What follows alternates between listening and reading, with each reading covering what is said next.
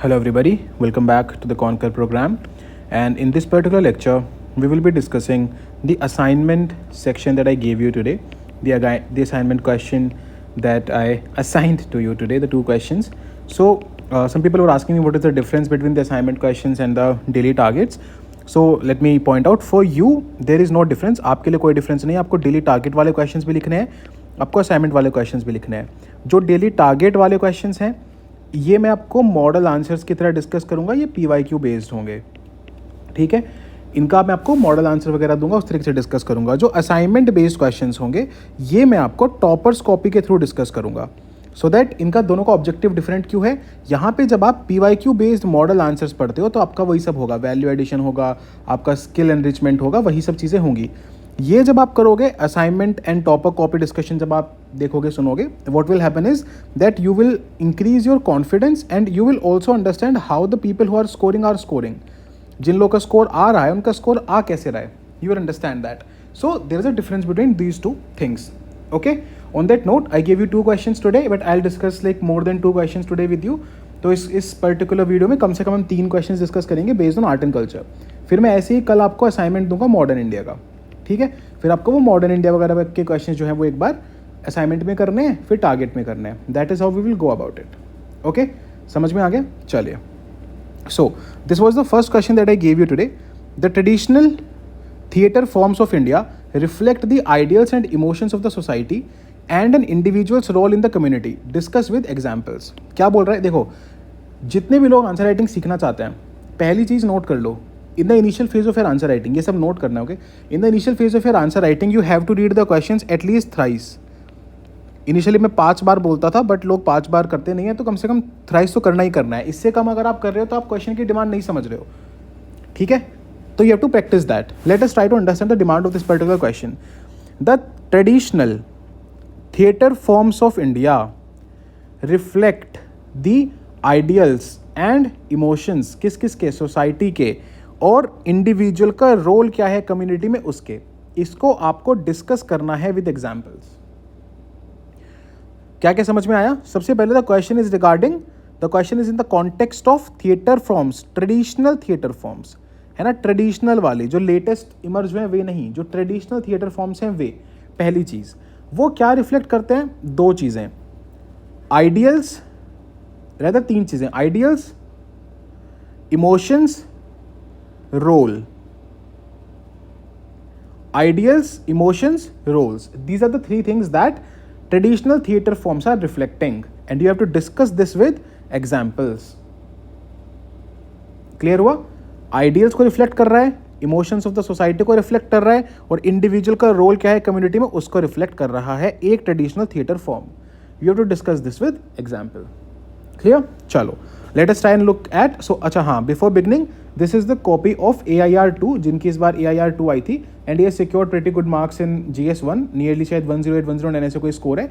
And this particular copy was written I guess on 28th of August, which is like nearly 15-16 days before he wrote his actual means. तो बहुत ज़्यादा difference नहीं आया होगा इस copy में और GS1 जब उन्होंने लिखा होगा उस कॉपी में.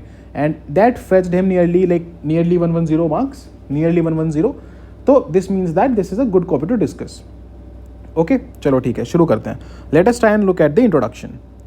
सो इंट्रोडक्शन में क्या बताया गया है, traditional theatre forms of India mirror the socio cultural parlance of Indian society along with strengthening the cultural heritage of the country. ठीक है, एक बहुत ही बेसिक इंट्रोडक्शन है ये. We will call it a basic introduction. इसमें ऐसा कोई नहीं है कि उन्होंने ट्रेडिशनल थिएटर फॉर्म का कब वो इमर्ज हुआ बताया या फिर कोई डेट दी हो, करेक्ट. तो ऐसा इंट्रोडक्शन लिखना कोई मुश्किल नहीं है, आप भी लिख लोगे. लेकिन अंडरस्टैंड कि इस इंट्रोडक्शन में पॉजिटिव क्या है. Traditional theatre form of India mirrors the socio cultural paradigms of Indian society, okay, along with strengthening the cultural heritage of the country. तो इन्होंने क्या किया कि इंट्रोडक्शन में ही ट्रेडिशनल थिएटर फॉर्म के 2 सिग्निफिकेंस दे दिए. एक कि वो सोशो कल्चर को मिरर करता है, और दूसरा वो कल्चरल हेरिटेज को स्ट्रेंथन करता है. सोशो कल्चरल पैराडाइम्स को मिरर करता है और कल्चरल हेरिटेज को स्ट्रेंथन करता है. तो अब आप ऐसा कोई भी इंट्रोडक्शन कहीं भी लिख सकते हो, उसमें बस आपको क्या करना है, ट्रेडिशनल थिएटर फॉर्म की जगह वही चीज़ लिख देनी है. B it the traditional dance form, B it traditional art form, B it traditional paintings, कुछ भी हो. But now you have something कि अच्छा हाँ, हम सिग्निफिकेंस दे के कैसे सिग्निफिकेंस देंगे हम सोशो कल्चरल पर्सपेक्टिव में, सोसाइटी के लिए कैसे इंपॉर्टेंट है, कल्चर के लिए कैसे इंपॉर्टेंट है, कैसे वो उसको रिफ्लेक्ट भी कर रहा है और स्ट्रेंथन भी कर रहा है। दो चीज़ें याद रख लो बस, है ना, रिफ्लेक्ट भी कर रहा है, स्ट्रेंथन भी कर रहा है। ये दोनों चीज़ें लिंक कर दो with whatever your art form is asked and you will be ready with the introduction. Okay, clear है बात। Then traditional theatre forms reflects the ideal of society. कौन कौन से आइडियल्स रिफ्लेक्ट हो रहे हैं, दैट वी विल सी। ठीक है, तो ये हेडिंग्स बनाना बहुत इंपॉर्टेंट होता है। This is like an absolute must. जो लोग बिल्कुल, जैसे मैं आज कुछ कॉपीज डिस्कस करूंगा अभी, आई will discuss at least 3 to 4 5 copies मैं डिस्कस करूंगा आज बच्चों की उठा के, and I will show you कि किसने अच्छा आंसर लिखा है, किसने क्या इशूज हैं, कैसे इंप्रूव करना है। I will do that, will get a lecture of that as well. But खैर फिलहाल के लिए चीज समझो, traditional theatre form reflects the ideals of society. क्या मतलब है इसका, कि भाई जो एक क्वेश्चन सबसे पहला आपने यहाँ पे पूछा था आइडियल्स ऑफ सोसाइटी वाला, वो हमने सबसे पहले उसकी एक हेडिंग दे दी है। Now what are those ideals? The first ideal that it is talking about is the propagated social values. That traditional theatre form ने क्या किया, सोशल वैल्यूज को प्रोपोगेट किया। ठीक है, how is it reflecting the ideals of society? It propagated social values. Which values? Fusion of mass entertainment and education through various theatre performances, example against sati and child marriage. तो कौन से ideals of society को reflect कर रहे हैं? That we are against sati, we are against child marriage. Okay, तो यहां पे मतलब देखो, it is always about the kind of headings that you give. आप कैसी हेडिंग्स देते हो वो बहुत इंपॉर्टेंट होता है, राइट? ये वाली ये जो है ये एक सब हेडिंग है, ये जो है एक हेडिंग है, तो हेडिंग देना तो मैंडेटरी है। उसके बाद सब हेडिंग भी देनी चाहिए आंसर में। आंसर का स्ट्रक्चर समझते जाना, ठीक है। सबसे पहले आंसर में इंट्रोडक्शन आएगा, फिर उसके बाद फर्स्ट हेडिंग आएगी, फिर उसके बाद उसके अंडर की सब हेडिंग्स आएंगी। उन सब हेडिंग्स के साथ साथ हमेशा एग्जाम्पल आने चाहिए। फिर हेडिंग नंबर 2 आएगी, फिर सेम सब हेडिंग आएगी, साथ साथ में एग्जाम्पल्स आएंगे। ठीक है, कहीं कोई मैप बन सकता है, कोई डायग्राम बन सकता है, कुछ ऐसा पिक्टोग्राफिक इमेज बन सकती है, तो वो आएगा, राइट। देन जितनी हेडिंग है उतनी आ गई, जितने एग्जाम्पल हैं, जितने आर्ग्यूमेंट्स हैं, सब आ गए, सब हेडिंग आ गई। लास्ट में क्या आएगा? कंक्लूजन आएगा। अगर क्वेश्चन में कोई काउंटर साइड है तो वो काउंटर साइड आएगी। जनरली काउंटर साइड हम तब देखते हैं जब 15 मार्कर होते हैं, बट 10 में भी देखने को मिलता है कभी कभी। But this is the basic structure of the question. Now let us come back. So क्या देखा आपने कि जो पहली चीज थी कि भाई ट्रेडिशनल थिएटर फॉर्म रिफ्लेक्ट कर रहे हैं सोसाइटी के आइडियल को, उसमें पहली चीज क्या बोली कि वो सोशल वैल्यूज को प्रोपोगेट कर रहे हैं। ओके, ये आ गया आपका the diagram that I was talking about, कि भाई एक साइड में आप डायग्राम हमेशा डिस्प्ले कर सकते हो। Always remember your diagram should be well labelled. Well labelled है ना, जैसे देखो इंडिया का map banana in a short period of time is not that tough, है ना, वो इतना मुश्किल नहीं है। जैसे शीट पे तो और भी जल्दी बन जाता है। तो मैं बताऊंगा कि जब आप एग्जामिनेशन हॉल में एंटर करोगे भी, यू विल तो इस तरीके से भी बना दोगे, चलेगा, है ना। You don't have to be perfect, but always enclose it in a box. ठीक है, अभी जैसे जैसे हम आंसर राइटिंग में आगे बढ़ते जाएंगे, मैं आपको सिखाऊंगा कि how do you have to make a map which is specific. जैसे पूरा इंडिया का ना बना के, मान लो सपोज करो आप सिर्फ गुजरात की बात कर रहे हो, है ना, suppose are talking only about Gujarat, तो सिर्फ इधर के हिस्से का बड़ा मैप बना दो एंड देन इसमें मार्क करो कि अच्छा हाँ रन ऑफ कच है, जो भी आपको मार्क करना है, कोई पोर्ट मार्क करना है, कुछ भी मार्क करना है, डू दैट हेयर। ओके, बात समझ में आई? तो खैर इसके बारे में बात करेंगे कि कैसे इसको जल्दी बनाते हैं, क्या करते हैं। So I will teach you how to make a map in 8 seconds. तो 8 सेकंड्स के आसपास में आप 8 सेकंड्स में इंडिया का मैप और 12 सेकंड्स 11 सेकंड्स में वर्ल्ड का मैप ये हम बनाना सीखेंगे as and when we go down. But खैर अभी के लिए बात समझ में आई आप लोगों को? ठीक है, क्लियर है सबको ये चीज़? तो the first thing is that it propagated social values against sati and against child marriage. Clear है? देन माइथोलॉजी डिसेमिनेशन की, जो भी हमारी माइथोलॉजिकल चीजें थी उनका डिसेमिनेशन किया किसने? ट्रेडिशनल थिएटर फॉर्म्स ने। कैसे किया होगा? एग्जाम्पल, दंड नाच of Odisha helped in propagating the mythological values and cultural tradition. तो एग्जाम्पल आ गया, एक एग्जाम्पल आ गया, और आर्ग्यूमेंट क्या था कि भाई उसने माइथोलॉजिकल वैल्यूज को आगे प्रोपोगेट किया। ठीक है, उसके साथ में एग्जाम्पल आ गया। Art forms get expressed, example Rasiya and जो लोग भैरवी होगा शायद, ये भवाई होगा, uses dance form expression and musical instruments. तो जो आर्ट फॉर्म्स हैं, आर्ट फॉर्म्स जैसे रसिया एक आर्ट फॉर्म है ना, वो डांस फॉर्म को आगे प्रोपोगेट करती है, म्यूजिकल इंस्ट्रूमेंट जो यूज उनको प्रोपोगेट करती है।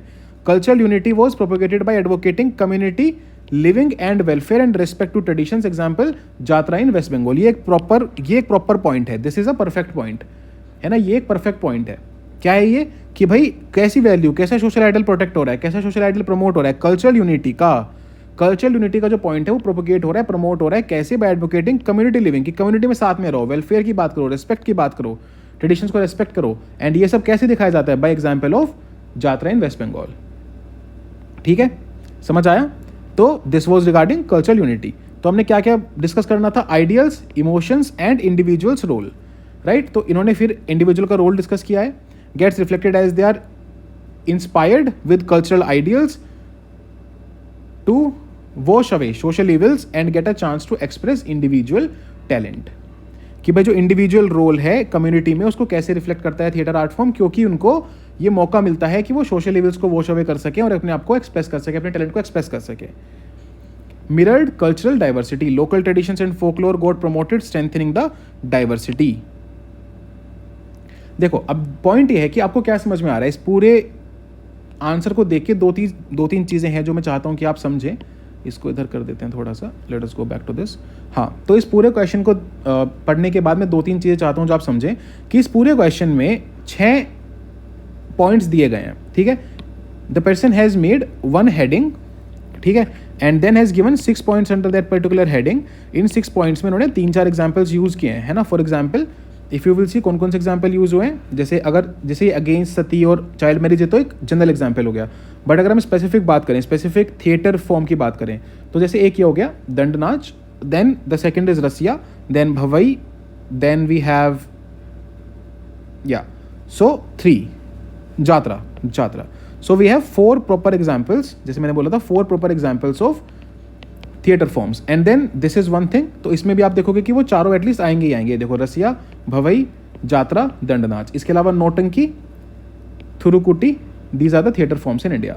करेक्ट। तो इसी को जो एग्जाम्पल्स यहाँ पे यूज के अंदर कंटेंट में, उसी को यूज करके मैप बनाया गया है।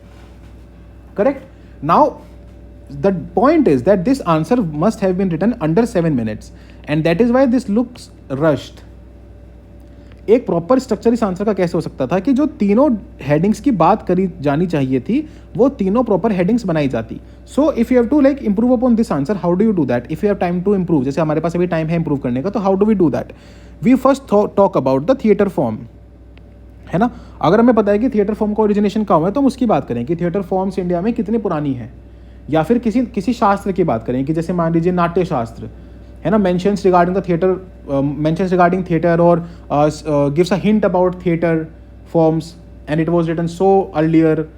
So that is why in India theater forms are, you know, flourishing from the ancient times, from the most ancient times. ऐसे करके आप theater form का background दो, traditional theater form का आप एक background दो।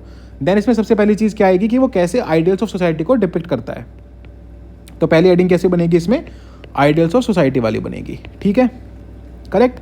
क्या है? Traditional theatre forms of India reflect the ideals of society. Okay, अब सोसाइटी के कैसे आइडियल्स होते हैं, किसी भी सोसाइटी के क्या आइडियल्स होते हैं? जैसे मान लो कोई सोसाइटी यूनिटी में बिलीव करती है, कोई सोसाइटी इक्वालिटी में बिलीव करती है, कोई सोसाइटी का ये आइडियल है कि वो कास्ट सिस्टम को फॉलो करती है, कोई सोसाइटी का ये आइडियल है कि वो रिलीजियस हेट्रोजेनिटी की बात करती है, ठीक है। तो this is the kind of ideals of society that you will have two point two. अब इसमें आपको एग्जाम्पल देते टाइम जरूरी नहीं है, प्लीज रिमेंबर दिस, यही समझना है, this is the trick. You do not have to necessarily have example of traditional theatre forms, नहीं, your example can be direct examples. हर ट्रेडिशनल थिएटर फॉर्म का नाम याद होना जरूरी नहीं है। Okay, there is a thing called creating perception, ये मैं हमेशा आंसर राइटिंग में सिखाता हूं। There is a thing called creating perception. आपके पास कंटेंट है तो बहुत अच्छा, कंटेंट नहीं है आपके पास इनफ, तो एटलीस्ट परसेप्शन क्रिएट करो कि आपके पास इनफ कंटेंट है, and that is how you will fetch at least +1 +2 marks in questions that you do not have a lot of content in. For example अगर मैं इसी आंसर को समराइज करूं तो देख के पता चल रहा है कि बहुत ज्यादा कंटेंट नहीं है। करेक्ट। सोशल वैल्यूज को प्रोपेगेट किया, सत्य और चाइल्ड मैरिज के अगेंस्ट, मैथोलॉजी को डिसेमिनेट किया, art from expression, cultural unity, individual role in community. So what has happened is that separate headings have not been made because obviously there was lack of. तो जैसे एक smart चीज क्या होती है कि जिन क्वेश्चंस में आपके पास कंटेंट कम है वहां पे आप टाइम भी कम दो। So maybe this answer was written in just 5 minutes, ताकि तेजी से आंसर कंप्लीट हो जाए, क्योंकि कंटेंट कम है, पता है कि ऑलरेडी मार्क्स कम मिलेंगे, तो टाइम भी कम दो।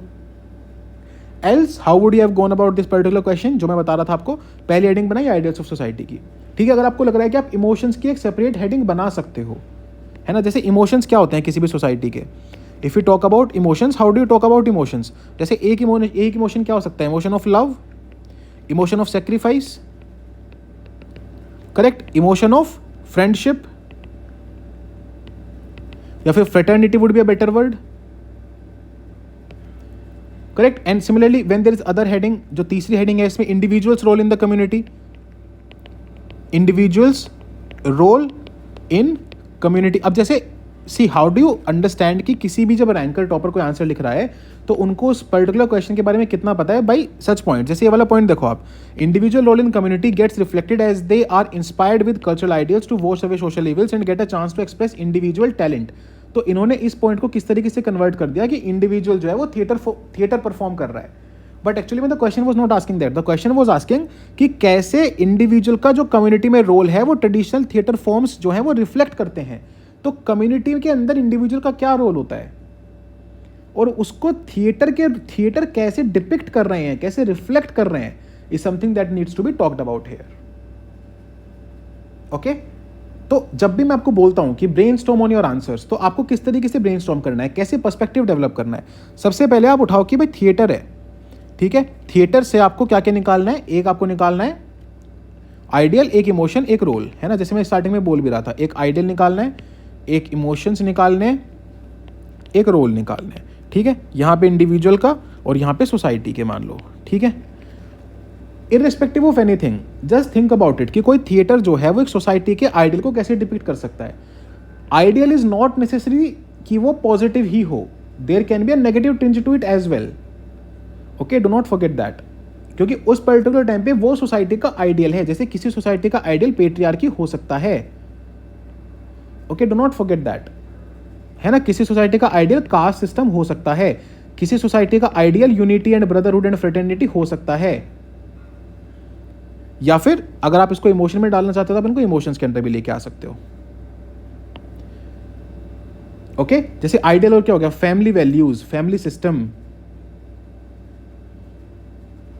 करेक्ट. जैसे मैं बता रहा था, heterogeneity, homogeneity, religious diversification, cultural homogeneity जो हम यहां पे बात कर रहे थे, प्लूरलिज्म, रिलीजियस प्लूरलिज्म, ये क्या है, ये आइडियल्स हैं सोसाइटी के. And how does theatre depict them, then that would be easier. तो एटलीस्ट आपके पास सही डायमेंशंस एंड उनके अंदर लिखे जाने वाले सही सब डायमेंशंस होने चाहिए. Even if you do not have enough examples, you can always create examples. जैसे for that matter, मान लीजिए आप एक पॉइंट लिख रहे हैं, आपने पहली हेडिंग डाली, फॉर एग्जाम्पल जैसे ये डाल दी कि भाई कैसे ट्रेडिशनल थिएटर फॉर्म जो है वो सोसाइटी के आइडियल को रिफ्लेक्ट कर रहे हैं. Let's just suppose you have put the first heading as traditional theatre form reflecting the ideals of society, ठीक है. मान लो आपने ये हेडिंग डाली. अब आपने इसमें पहला पॉइंट डाला कि एक आइडियल है सोसाइटी का, मान लो कास्ट सिस्टम, ठीक है, कास्ट सिस्टम. मान लीजिए इतना हमें समझ में आया. Now we have to show कि भाई कास्ट सिस्टम कैसे डिपिक्ट हो रहा है किसी ट्रेडिशनल थिएटर फॉर्म से. मान लो आपके पास कोई एज इट इज एग्जाम्पल है, तब तो वो मतलब there is nothing golden than that. ये तो आइडियल कंडीशन हो गई, तो बेस्ट कंडीशन हो गई कि भाई आपके पास डायरेक्ट कोई एग्जाम्पल है. What if you do not have a direct example. मान लीजिए आपके पास कोई डायरेक्ट एग्जाम्पल नहीं है, you have to still show कि आपको कास्ट सिस्टम के रिगार्डिंग बताना है, इसके आगे बताना है, ठीक है. तो इसको कैसे लिखोगे, जैसे कास्ट सिस्टम लिखा, इसके बाद थिएटर फॉर्म्स. अब याद करो कि कौन सी स्टेट में मान लो कास्ट सिस्टम ज्यादा था, कौन सी स्टेट में जो कास्ट सिस्टम था वो ज्यादा प्रेवेलेंट था. फॉर एग्जाम्पल मान लो आप कोई सदर्न स्टेट का एग्जाम्पल ले लेते हो, pick up any southern state, for example से लेट्स पिकअप मान लीजिए तमिलनाडु, ठीक है. नाउ थिएटर फॉर्म्स या फिर local traditional theatre forms that emerged in Tamil Nadu and nearby areas dealt with the intricacies of caste system. Example, untouchability, lack of social mobility. क्या मतलब होता है सोशल मोबिलिटी का, कि एक कास्ट का इंसान दूसरी कास्ट का काम नहीं कर सकता, है ना, वो कास्ट की अपर हिरार्की में नहीं जा सकता. Lack of social mobility. Intra caste dining, मतलब अपनी कास्ट के लोगों के साथ खाना खाएंगे. समझ में आई बात. So what I am trying to say is that you necessarily need not have the perfect examples. If you have the perfect examples तब तो कोई बात ही नहीं है. जैसे मैं प्रीलिम्स के टाइम पे मैड में समझाता था ना कि इफ यू नो कि भाई ये जो सैटेलाइट है ना, ये जो ड्रोन है, ये वाला काम करता ही नहीं है, it never does this particular job, तब तो फिर भाड़ में गया, तब तो हम उसको काटेंगे। बट अगर हमें नहीं पता है, if you do not know it, तब क्या करना है? तब ऐसे केस में डी मारना है। Same is the case here, if you have perfect examples with you then तो बेस्ट है। पर परफेक्ट एग्जांपल किसके पास है भैया? आप सोच के देखो, think about it. Perfect example, perfect content किसके पास है? And then this copy has fetched marks ना, ऐसा तो नहीं है, correct? So that is what I want you to focus upon. That is why this particular lecture is important, so that you come out of your fear of developing a lot of content and developing the art of answer writing rather than developing a lot of content. है ना, सिर्फ content. Obviously content is important, but you will always have a limitation on your content. Rather you should develop the art of answer writing, develop the art of generating points, the art of writing answer. बात समझ में आई? ठीक है, clear? तो ऐसे अब मैं चाहता हूं कि आप बनाओ अपना एक खुद का आंसर इस पर्टिकुलर चीज का और देखो कि आप कितने पॉइंट्स निकाल सकते हो। इंट्रोडक्शन तो हो गया, चलो, है ना, और यहां पे मान लो आपका कंक्लूजन हो गया। इसके नीचे आपकी 3 हेडिंग बन रही हैं। एक हेडिंग है आइडियल की, एक हेडिंग है इमोशन की, और एक हेडिंग है इंडिविजुअल के रोल की। Now I want you to at least generate 5 point under each of these, है ना। मैप तो चलो बन ही जाएगा, मैप की तो कोई बात नहीं है, मैप तो बन ही जाएगा। तो 5 पॉइंट आपको इनके अंदर जनरेट करने हैं। And then you have to resend your copy, resend your brainstorming page.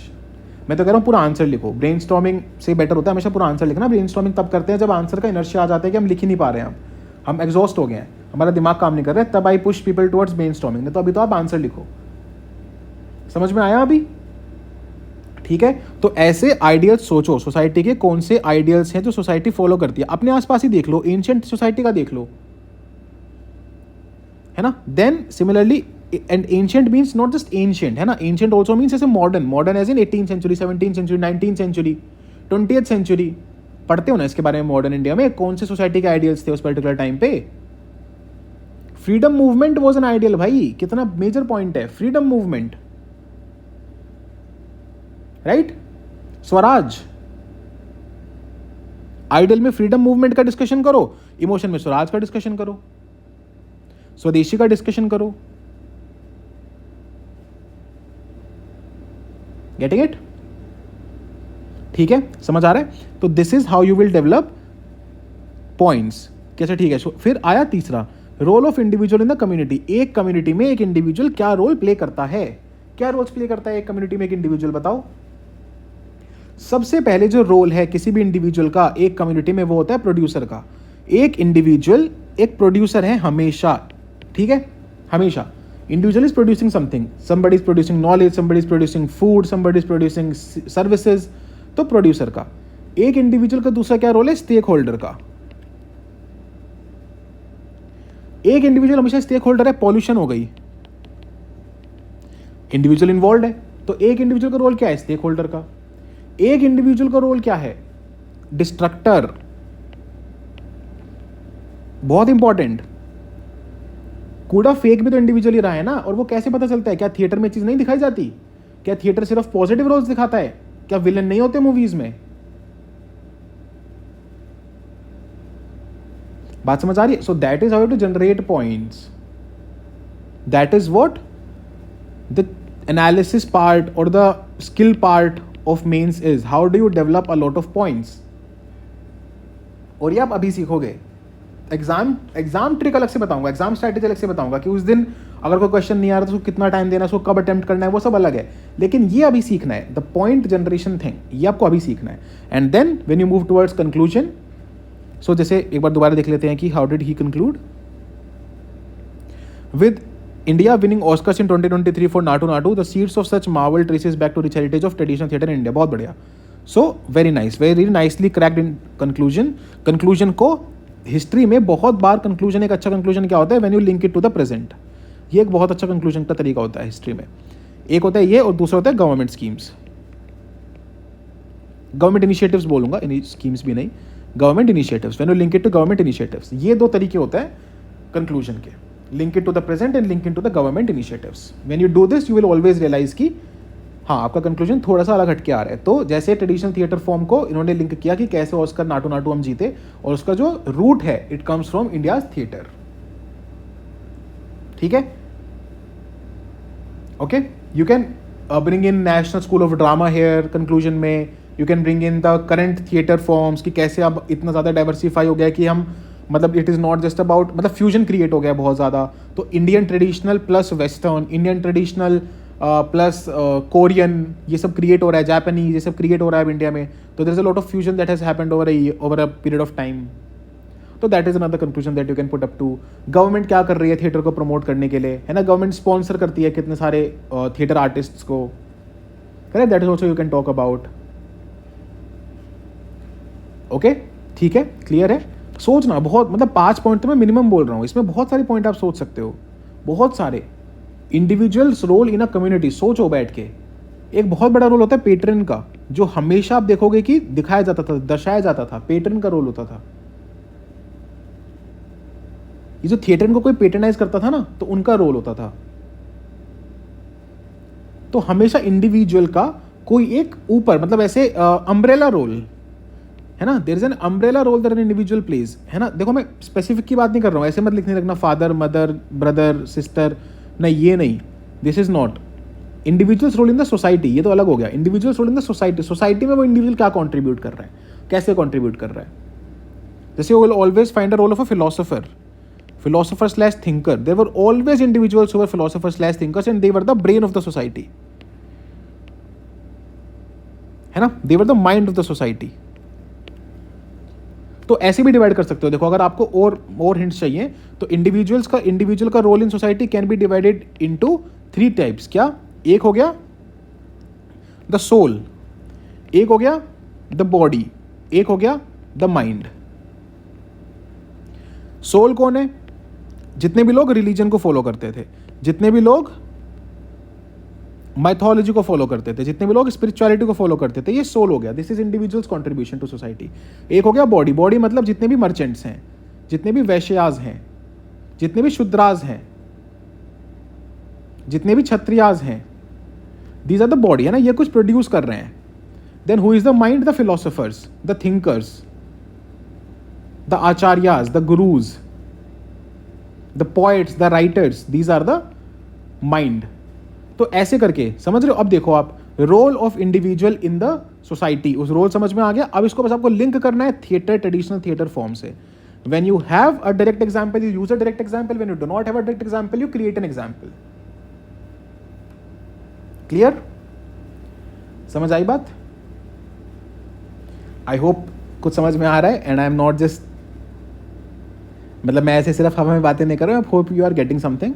So this is how I want you to like link these particular things and create this particular skill. चलो ठीक है, let us move on to the second question now. Okay, so अच्छा हाँ, there is also very like important point. Whenever you are seeing a topper copy, they will always be, they will see a topper copy is always a copy of an aspirant, है ना, and an aspirant is never an ideal perfect person.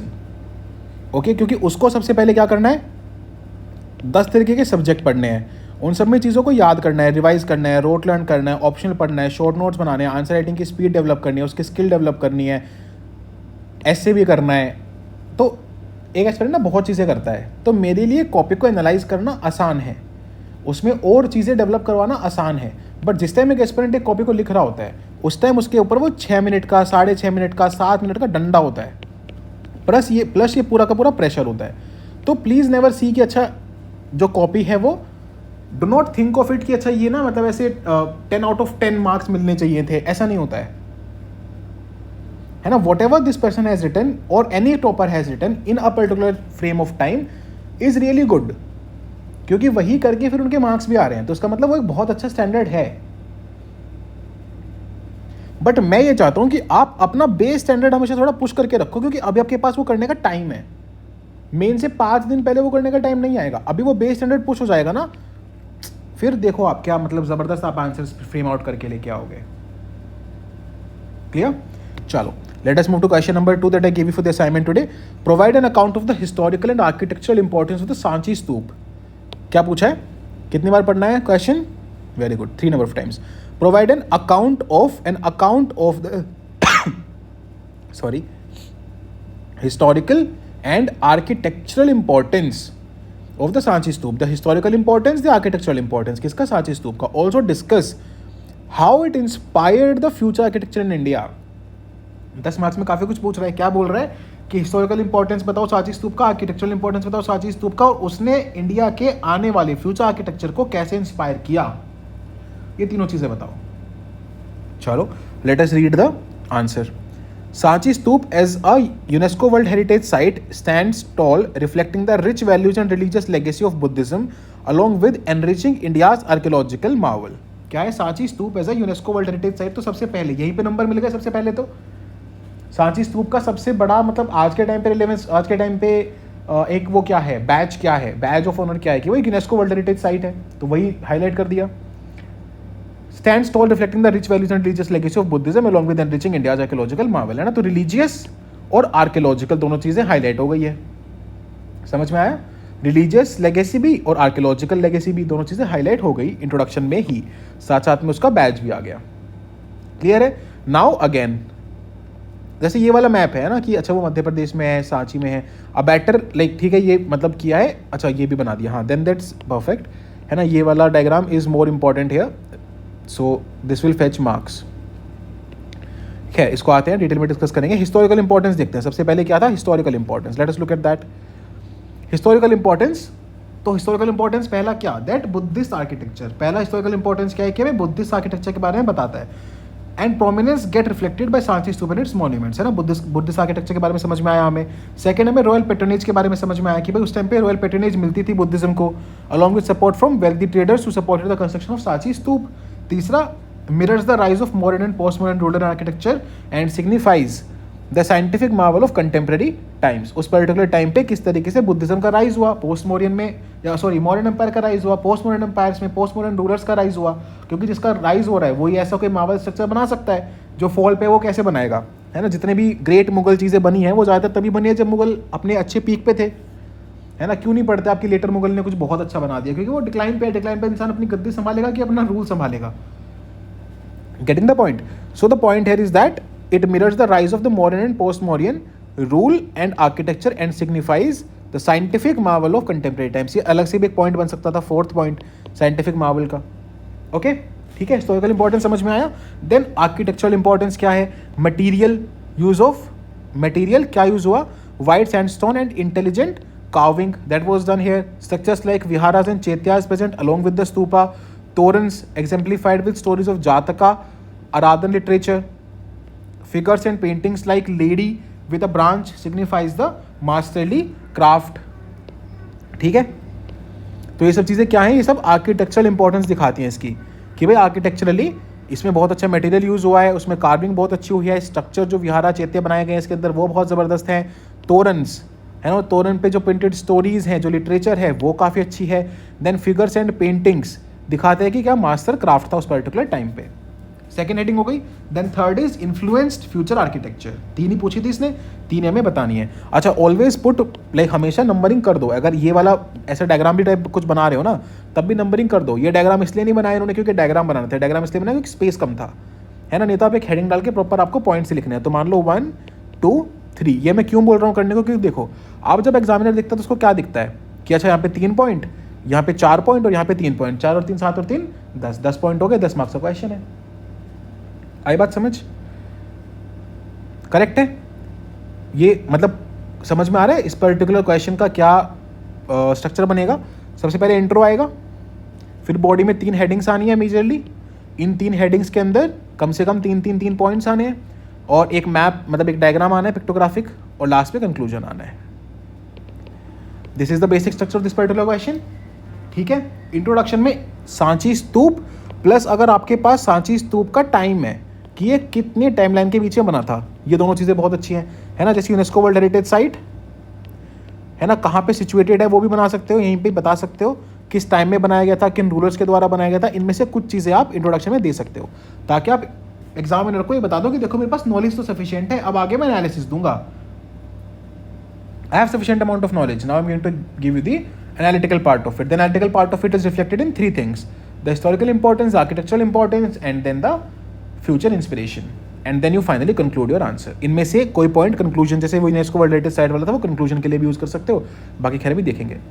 ठीक है, ये structure हो गया answer का. Then how is it influence in the future architecture in stupas of Bagh caves, Lepakshi caves and Chalukya caves. Then Indo-Islamic architecture in the fusion of Triabeta and archaic system.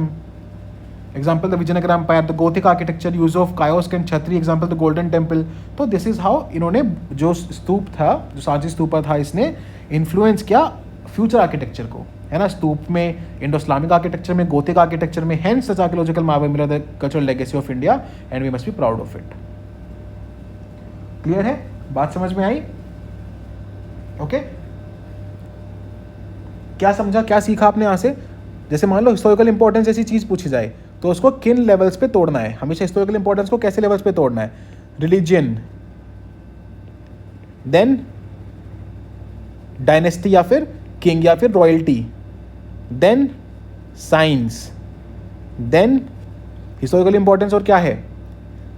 जैसे मान लो कोई monument पूछा गया है ना, उसकी हिस्टोरिकल इंपॉर्टेंस के बारे में है तो इकोनॉमी या सोसाइटी, ये सब इसके हिस्टोरिकल इंपॉर्टेंस है. देखो, always have some particular points in your head. जैसे मान लो हिस्टोरिकल इंपॉर्टेंस पूछ रहा है किसी चीज़ की, तो दो तरीके से है ना. उस टाइम पे हिस्टोरिकल इंपॉर्टेंस, उस टाइम की हिस्टोरिकल इंपॉर्टेंस क्या होगी?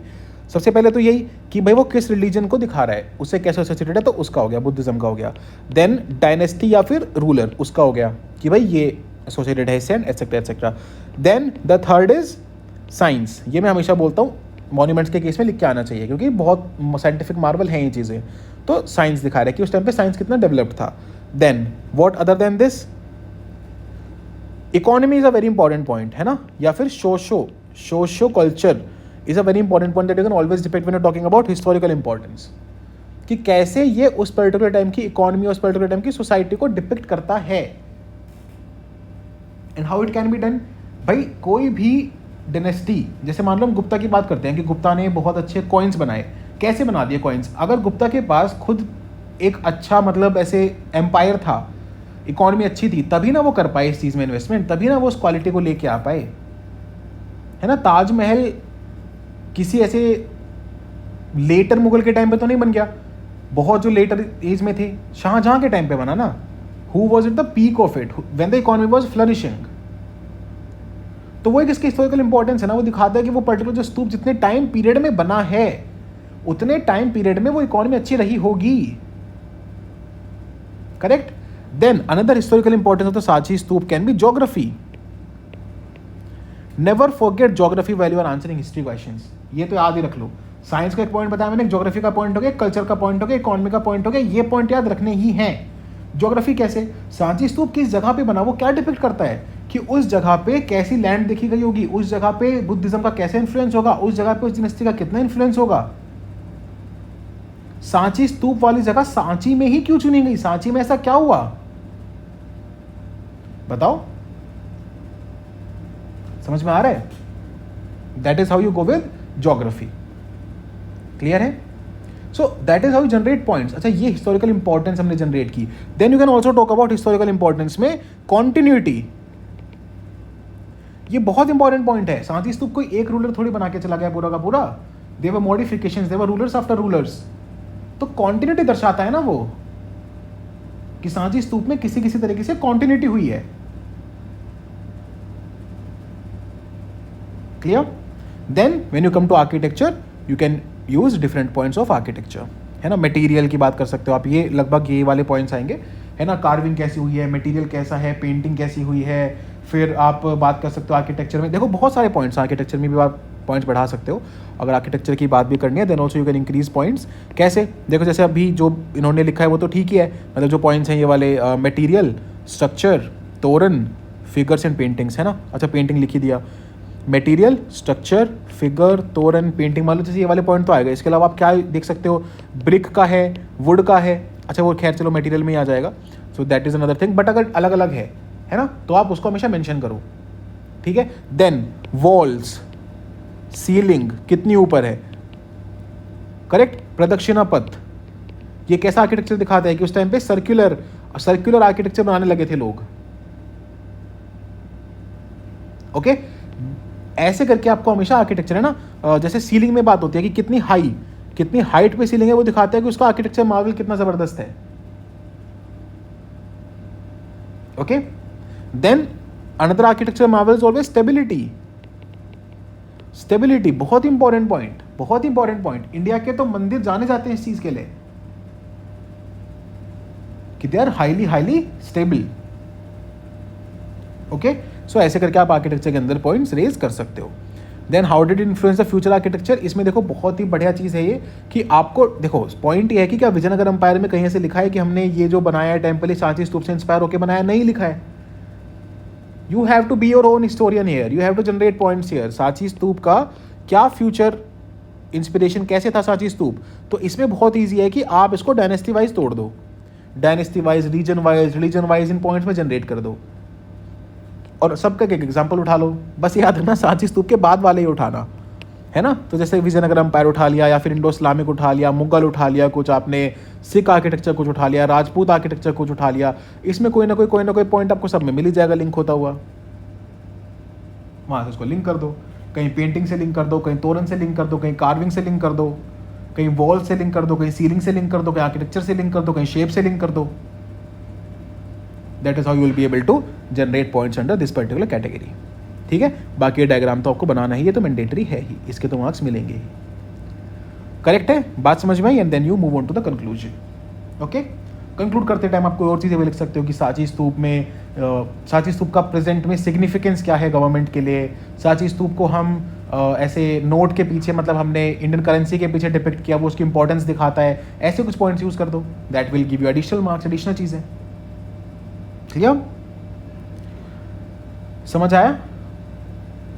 सो क्या सीखा हमने, पॉइंट जनरेशन। क्या सीखा हमने, the art of answer writing, the art of answer writing, the skill of answer writing. यही चीजें मैं चाहता हूं कि आप हमेशा इन चीजों पे कभी लैग नहीं करें। Content is something that you will always have limitations, है ना। सांची स्तूप का आंसर आपको पड़ गया, सांची स्तूप जैसा क्वेश्चन आपको मिल गया, परफेक्ट है आपके पास। तो सांची स्तूप का मतलब अच्छा खासा डेटा है, चीजें हैं आपके पास, पता है आपको सांची स्तूप में क्या क्या था, आपको डायग्राम भी याद है, प्रीलिम्स में सब कुछ किया है। But still how to generate more number of points, ये क्वेश्चन 15 मार्कर में आ जाए तो 15 पॉइंट्स चाहिए होंगे, कैसे जनरेट करने हैं। That skill of answer writing, that art of answer writing is absolutely important, that I want you to always have. ठीक है भाई, क्लियर है। ओके, देन ये तो चलो वो हो गया, this is modern India question, तो हम उसको तभी डिस्कस कर लेंगे। आई होप ये चीज़ समझ में आई। मेरे को एक छोटा सा लेक्चर वाला लेना ही था ताकि मैं आपको समझा सकूं कि आप जिस चीज़ से डर रहे हो वो डरने वाली नहीं है, वो एक्साइटिंग है। You just have to sit, think, develop and excel, you will excel at it. Okay जी, ठीक है। So this is how you create answers. जब मैं आपसे आपके डेली टारगेट्स के क्वेश्चन डिस्कस करूंगा दूसरे लेक्चर में, उसमें आपको दिखाऊंगा कि किस तरीके से आपको कंटेंट और ज्यादा आप जनरेट कर सकते हो। But we will not just limit ourselves to content, है ना। हमेशा कंटेंट मैं आपको दूंगा, कंटेंट हमेशा बताऊंगा। अच्छा, मैं आपको ये दिखाऊंगा कि कैसे मॉडल आंसर्स में इंप्रूवमेंट किए जाएंगे। सो this is not a regular answer writing class जहां पे मैं आया क्वेश्चन डिपिक्ट किया, अच्छा देखो क्वेश्चन है, इसका आंसर है, ऐसे याद कर लो। नहीं, this is not that, no, this is much beyond that. Done, clear. चलिए इसको रोकते हैं लेक्चर को यहाँ पे। I hope you will enjoy this and take care, all the very best, keep studying, keep working hard. I know pressure पड़ रहा होगा यार, I know that very very well, absolutely well, कि you will be facing a lot of pressure because of the targets and everything, but I still want you to keep pushing, है ना। थोड़े time की बात है, you have to get mains ready, इसमें कोई doubt नहीं होना चाहिए दिमाग में, you have to get mains ready. तो please let's keep on doing that, let's keep on developing that skill. जितनी भी मैं चीज़ें बताता हूँ हर चीज़ के आपके पास नोट्स होंगे, तो आप आखिर में इतना बेहतरीन एक मीन्स की अपनी एक शीट, अपनी एक कॉपी लेके निकलोगे, अपने एक रजिस्टर लेके निकलोगे, that you will be amazing, है ना। यही पॉइंट्स मैं अगले लेक्चर में शायद मैं ही याद ना कर पाऊँ, लेकिन अगर आपने नोट डाउन कर लिए हैं तो आपके पास हमेशा के लिए होंगे। Now you are sorted. अगर आपको कोई भी रोल जैसा क्वेश्चन आ जाता है, आपको पता है कि इंडिविजुअल को कैसे, मुझे याद आया, पता है ये मेरे फिलॉसफी में एक कॉन्सेप्ट होता था, प्लेटो ने दिया था, ठीक है। तो वो डिवाइड करता है किसी एक सोसाइटी को 3 चीज़ों में, कि 3 पार्ट्स होते हैं किसी भी सोसाइटी के, है ना। एक होता है खैर मेरे को फिलोसफी टाइम हो गया, but this is the basic crux of it कि एक होता है माइंड, एक होता है सोल, एक होता है बॉडी, और वो सबको डिवाइड करता है कि जो सोल है वो फिलोसोफर है, जो बॉडी है वो ट्रेडर्स है, जो माइंड है वो क्षत्रियाज है, ऐसे करके समथिंग समथिंग ही ड्राइव्स इट. तो ये वाला मैं आपको डायमेंशन दे रहा हूँ in how to write a history answer. तो ऐसी चीजें मैं देता रहूंगा. ये मैं लेक्चर से पहले कुछ भी प्लान करके नहीं आया था. यही समझना है आपको कि दिस वॉज नॉट प्लान्ड कि मैं आपको ये चीजें दूंगा, but you will develop this over a period of time. यार डेवलप कर लोगे आप, तब आपके आंसर बहुत अलग से निखर के आएंगे. फिर 420 स्कोर करना ईजी रहेगा. तब उतना ईजी नहीं रहेगा, बट हाँ, if you have good content, good speed and this art, then you will be through. ठीक है जी, क्लियर है. चलो, thank you so much everybody for attending the lecture. I will see you in another lecture and your feedback will matter a lot to me. धीरे धीरे आज हमने group खोला for submission of files, and whatever your feedback is, I will always be like absolutely open to that. You can always give me your feedback, and thank you so much. All the very best. Please take care, keep studying, keep working hard. Satyam Jain signing off. Bye bye.